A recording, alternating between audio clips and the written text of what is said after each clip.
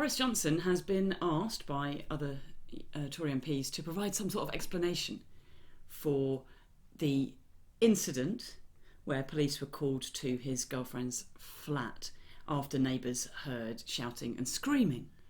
And when you look at the detail of what's happened, it is difficult to imagine what sort of legitimate explanation he could possibly have provided. She was heard screaming, and then she was heard shouting, "Get off me," and "Get out of my flat."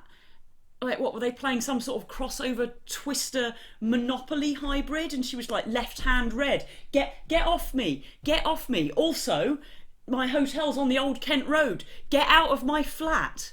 I can only assume that the best explanation is that I had my improv troupe round, and they were playing that game from Mock the Week where you have to run up to the microphone and shout things that fit the suggestion. They were like, "Oh, round 3, things you might say during a sexual assault. Oh, me.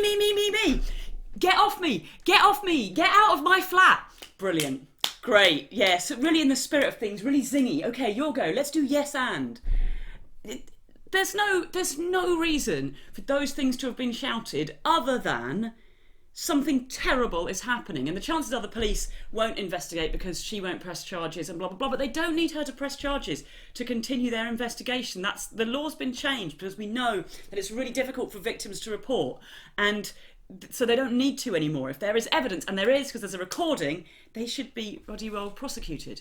The end of the news story is this: a source close to the couple, which is a nice way of saying a PR agency trying to spin doctor Boris into still being Prime Minister, described the couple as calm, stable and grounded most of the time, which is creepy and sinister. Like axe murderers are not stabby at all most of the time. You only have to be stabby a small percentage of the time for that to be your overriding characteristic. The fact that you weren't stabby at all while you were asleep, it doesn't matter. The point is, have you been stabby?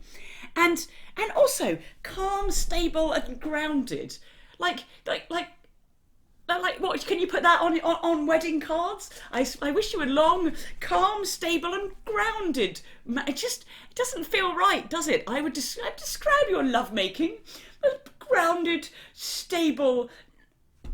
It's not the way that you describe a good relationship. It's the way that you try to paper over the cracks of an abusive arsehole being an arsehole, and he's about to become Prime Minister. We have to do better than this.